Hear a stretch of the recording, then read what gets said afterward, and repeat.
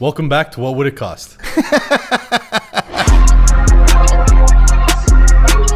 You bought a shed in Windsor? You made money in the housing market last year? No way. Anything you shot on you would have made on. What would it cost? That's the $1 million question. You're looking at North Bay now is at $1 million. I don't even think they hand you the keys anymore. What is it going to cost? How much? Hi, my name's Nicholas Regina. My name's Michael Sakuro. And you're listening to What Would It Cost? Is that good? Today we're talking everything real estate with our expert here, Laura Costa. Hey, everyone. How's it going? Good. I'm so happy to be here. Thanks for having me. I'm pumped up. Thany you for coming out. Yeah, we're happy to have you. So tell us a bit about yourself before we get into it. I've been in real estate for 8 years now. It was not the passion that I originally thought I was going to pursue. So it's really cool. I'll just give you like a quick background of myself. I went to school and got my master's in urban planning because I thought I needed like all this education to be, successful. And then once I had that master's, it was very difficult for me to get a job in the planning field. Right.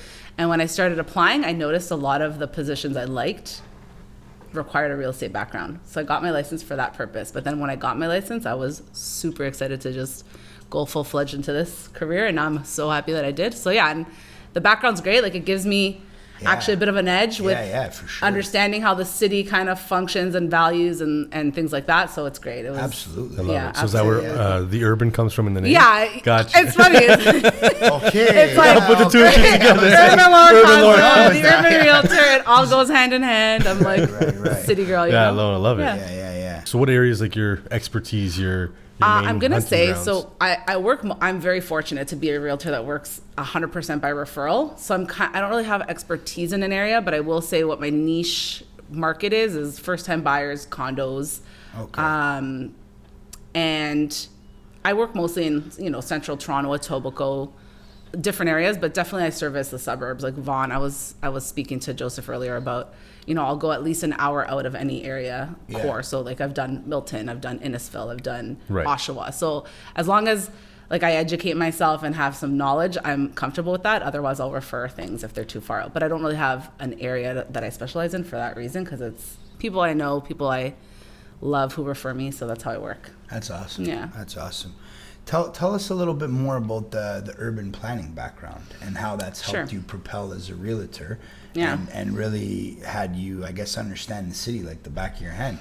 Or For sure. So first of all, it gave me great understanding of how our city functions with regards to planning policies, zoning bylaws, things like the Planning Act that require certain neighborhoods to develop and grow within a certain time frame. So I have that background. The density? There's areas that there's mandates. That's what I'm trying to say. There's they're mandated to grow by a certain percentage in a certain amount of time. So there's going to be development there with condos or housing or more commercial real estate's going to come there, right? So that gives you a good indication of where values are going. Right. So that's one thing that definitely helped me. I think another thing is I was learning about this housing crisis that we were going to be in years ago. So it was kind of like understanding, how do you educate people to let them know, real estate, of course there's ups and downs, but really it's the safest place to invest and put your money in and watch it grow, right?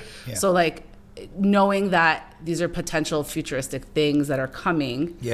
How do you prepare yourself? How do you, save or invest in a way that's going to work so that you can be in and be making money. So those are some of the things that definitely helped me. And I guess having knowledge of different, again, like city policies and things in neighborhoods that are happening, that are coming. I have some connections in the city because I went to school and a lot of those people did go and work for the city, so that's also like a nice advantage, right? Call them up, be Absolutely. Like, look this up for me quick, like I can't go through these channels. I need the zoning changed. No, that's always good. And it's like the power of your network there and building those relationships from going to school together and then them growing to be, who they are and sitting in those positions and then who you are as a realtor and having that connection. That's awesome. But very interesting that you have that education in regards to, a certain radius of an area is going to be having to see X amount of growth in the next X amount of years.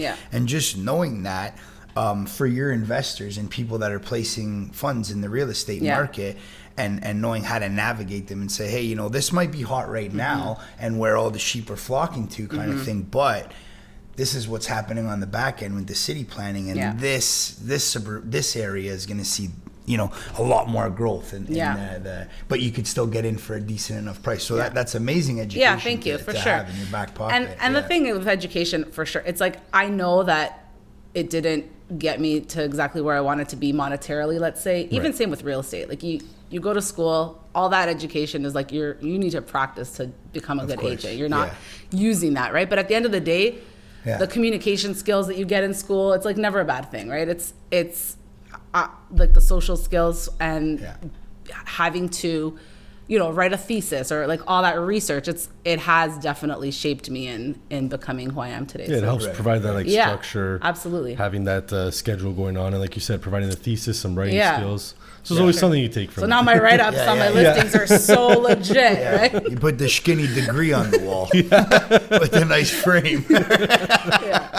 Just the write-ups in MLA format. Mike puts it right at his door. Right? When you walk in, it's like, oh, he's educated. Hi, I'm Mike. Spent all that time, might as well. This is my partner. He's the educated one. That's hilarious. You know what's funny?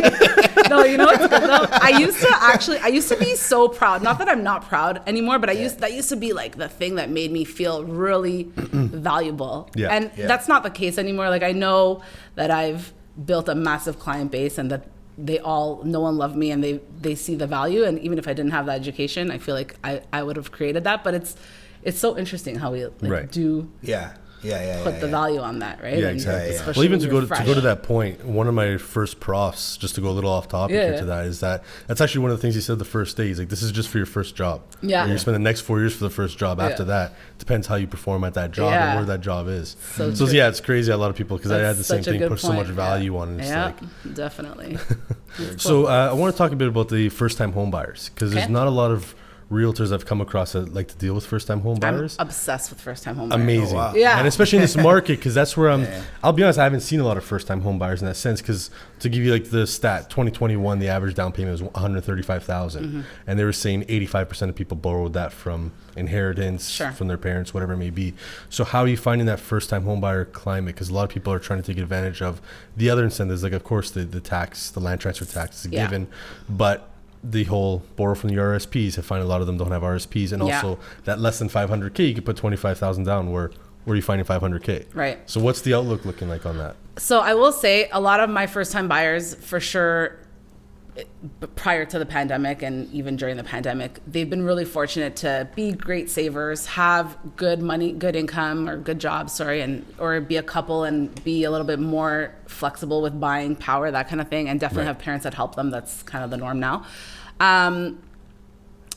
But to speak to your point about like the outlook, I do think the biggest thing, and I know we want to talk about costs and things like that here, but I think the biggest thing that first-time buyers need to shift is their mindset about what their first home looks like. Or even like what are they doing to get into the market? Maybe they're not living in this place. Maybe they're buying somewhere far out that's going to increase in value in a few years, where they can leverage that, refinance, whatever, pull their equity, then get into their first home. There's just a lot of different ways now and opportunities you just got to be more creative. And I think people have to be more open to that. Otherwise they will just keep waiting for the crash or waiting for something, right? And I like that you say that, because a lot of people are always, like you said, looking for that perfect home. And like you said, it's the first one. Just get into the market. Legit. Let it increase. I had one that actually recently, they said, screw it, we're going to still live at home, and we're going to just buy an investment property. So I love that tip you're giving them. It's like, even that's something that I feel like I've gotten more skilled at. And it's what I realize is like, that's what has people just move forward, remember their goal, and they're able to just take that plunge. Like, every buyer's scared. Everyone's scared to buy their first property. It's a big transaction. It's massive, right? And it's very emotional. So the faster I can like just really understand their goals and help them shift that, the faster they're getting in and making money. Nice. Right? Nice. So it's not an easy thing. Like, oh, you need, save your RSP, save your money. That's actually not the answer. It's it's like figure out where you can afford. What is your budget? Where can you buy? Buy there. And what's going to help you propel? Just start, Yeah, so right now to go to that point in regards to a lot of the help with the first-time home buyers, it's a 70-30. So we're seeing on the financing end of it, that 70% of the people that are getting into the market, they need assistance from their family, usually their parents and whatnot, right? But and it with them, it's almost like they're looking at their portfolio and able to refinance it, given that their properties have rocketed, so they have a lot of equity there. So there's usually that strategy that takes place too, where the parents will do a refinance and then allocate a certain amount of those funds to help their kids out get into the market, right? But 70-30. And I think like not to be afraid of borrowing money in an unconventional way. Right. I mean, you guys deal with this all the time, so you're comfortable with that, right? But I think the general public, they're so scared to be, paying 6 or 7 or 8%.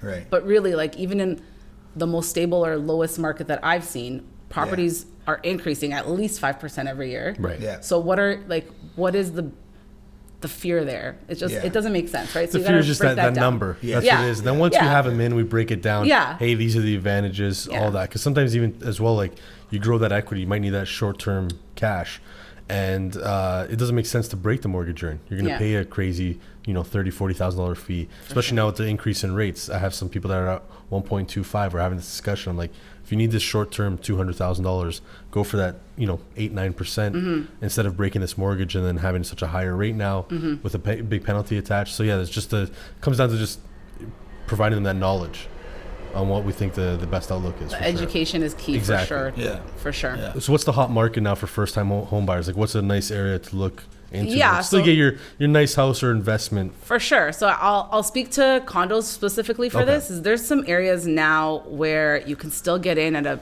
really decent price point, like Junction or Wallace Emerson. That's a really nice area where it's up and coming, which I know people hate that. People hate that, but it is up and coming, and there's still definitely pockets that you can infiltrate at a great price. Same with even just like mid-central areas like Dufferin and Lawrence or Wilson and the Allen. There's a lot of development going on there, so those are nice spots to look at. Mimico is very hot. It's definitely on the rise and not necessarily entry level for first-time buyers, but it's a really great spot. And then in terms of the housing, like I just think generally speaking in Toronto, you really can't go wrong anywhere you buy. Right. When you start to look at the suburbs, there's still amazing pockets everywhere, but those are always the areas that get affected first whenever there's an announcement or like some sort of thing that comes up in the news, right? Yeah.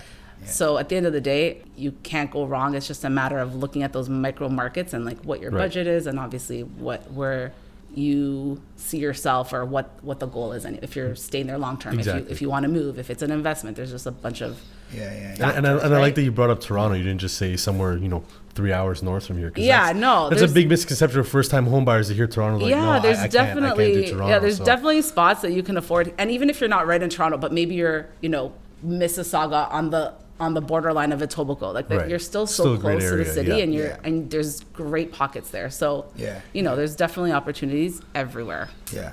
Do you remember the Wallace Boys back in the day? The what boys? The Wallace Boys. No, the Portuguese guys that used to wear the leather vests. Guys, I have a story. This is funny. They used to hang by the Galleria. My first Portuguese friend, I bought him his leather vest. Because he couldn't afford it, and I bought it. Guys, it was $100.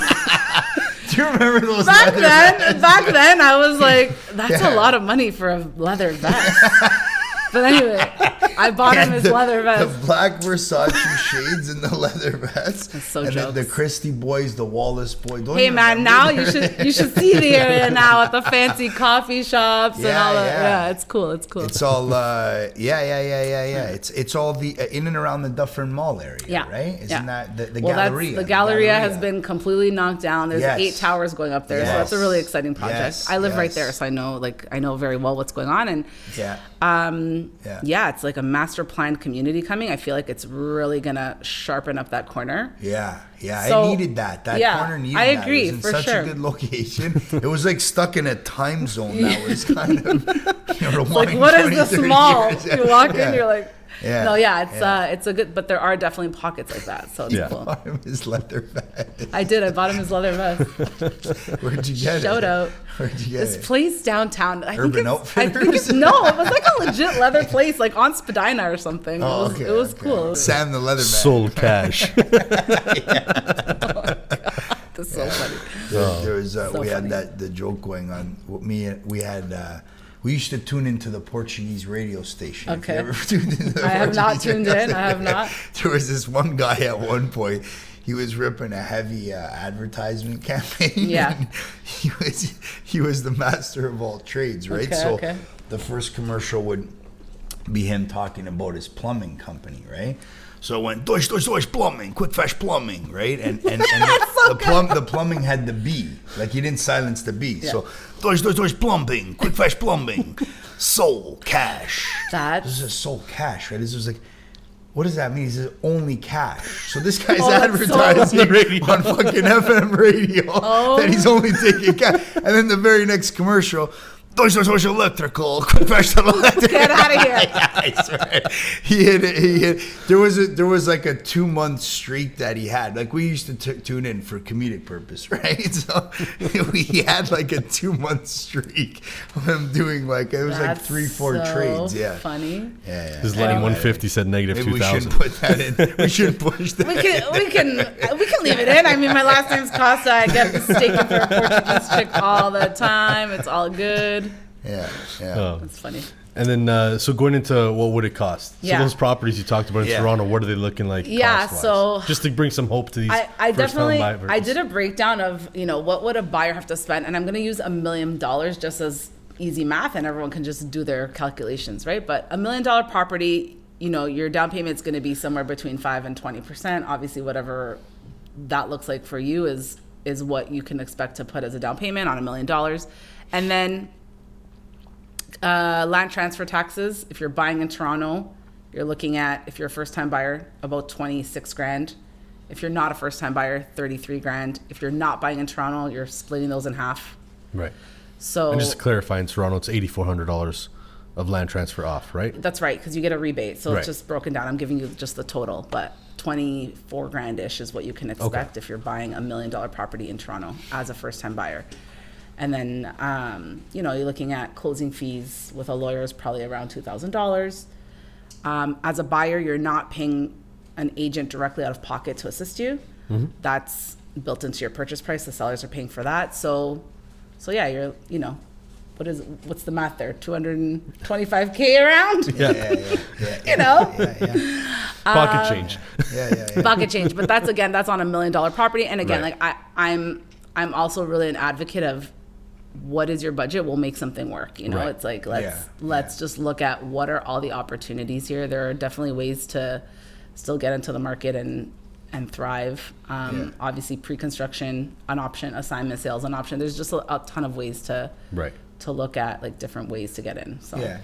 So you'll work with a client and you'll say, and if that's not within their budget right then and there, then you may say to them, hey, you know what, why don't you look into a pre-construction unit? Definitely, yeah. Do a little flip, make a 1 or 2x, and then in 2-3 years from then, after you sold the assignment, we can break into we'll make a plan. We'll make like a plan together. It's like, what are your goals? Like that's my job, right? Before I take any buyer out, I sit down with them and I have like a really in-depth presentation, whether they've ever bought or not. But I'll go through the process A to Z, like what to expect, and then really driving home the point, like getting a pre-approval, especially now, is vital. Like we're not going to start looking until you're aware of what you can afford. And then from there, we're breaking it down. Like, okay, so this is your budget. We need, also when things are crazy with offer nights and it's hard to gauge sale prices, especially when sometimes in a few weeks or a few nights things were up like 20, 30, 40 grand from the last sale. So it's it's hard to gauge that. But at the end of the day, I'm really a believer in, we have a goal, we have a plan, and we'll execute on that plan. And if we have to pivot and adapt a little bit, that's part of the process. It's okay. Like the journey, it goes how it has to go. Like I've had clients who have lost 11 homes before they got their home, and then they were just like so happy that happened because of where they ended up, right? I've had clients in multiple offers of 27 offers, feeling just discouraged, defeated. Like I've had to deal with crying sessions, or you know what I mean. But did you ever win one of those, like those crazy 900 offers. I've never won. I've never won one where it was. I think probably the most offers I was competing with. Just come up $250,000, bro. Yeah, I'll be like, well, but you know what? It's hard, because an extra $250,000. Clients, like, depending on the client, they're so optimistic. They're like, yeah, we're. And even at like 120 grand over ask, when you have that many offers, you're like, yeah, I don't know about this. Like, it's, it's like maybe not going to work out here, but that's okay. It's like, they kind of have to go through that. The losses are part of it, and they're also a learning experience, right? But I think the most I've offered on and won, I want to say was 11 offers, and we won. So that nice. It's definitely happened. Like, you've just got to go in super prepared, ducks in a row, deposit in hand, like, you know your max. I tell my buyers, if you have to go over what you want to spend and you still feel comfortable, like, what's that number? And basically, if you can't sleep at night because you didn't get it at that price, then you have to go hard here. But if you're good to lose it, then lose it. Like, it's okay, right? Okay, so that's very interesting. So at that point, when you know there's going to be multiple offers, you say, in a nice way, you're saying, what's the furthest you can extend yourself without losing sleep at night? Definitely. And let's fire out that. Yeah. And there's not even any increments or steps. It's a scope. It's like, for me, it's like, what is the point of being like, well, let's see and negotiate and start? Like, there's just some points where there is no negotiation. It's like, we're going in. This is it. And if you can stretch a little more, great. If not, we're moving on. It's all good. So now looking at these offer nights, and the properties listed at, like, let's say $1 million or 1.1. You obviously know it's going to go for a lot higher than it is. How do you prep for that offer night? So you're not, like, obviously you're not coming in at 1.1, but what's your percentage that you gauge to say to your client, hey, we're actually going to go in at this? Yeah, this is great. So I cover a lot of this in that first sit down that I have with them. I will go through a really educational process of the last 3 years. What have we been seeing in this market? Or, like, where do you want to buy? Let's zone in and do some work together here. So they already understand what the values are. And I'm looking at comparable things that have sold. I think there's this thing in the news right now where it's like, oh, you just hear about how much over asking a property goes. But it's like, we're in crazy times. That's not normal, right? So obviously there's strategies that are used to get the highest price for sellers, and I get that. But you've got to really look at sale prices. What are the buyers stating that they will spend? So you've got to look at what has sold, research that. Comps, and I'm sharing those comparables with my clients before going out. And guys, even with doing all that work, sometimes I'm way off and sometimes I'm not, right? But at the end of the day, it's like prepping them for the price that you see here. This is not the real price. Here's what the recent sales are. Here's what probably we can expect. And especially if there's somewhere between 0 and 5 offers, and then 5 and 15 offers, and then 15 plus offers, I can kind of gauge this from experience as well. Are we going to be, $50K over ask, or are we going to be $150K over ask? There's that as well that I can speak to, right?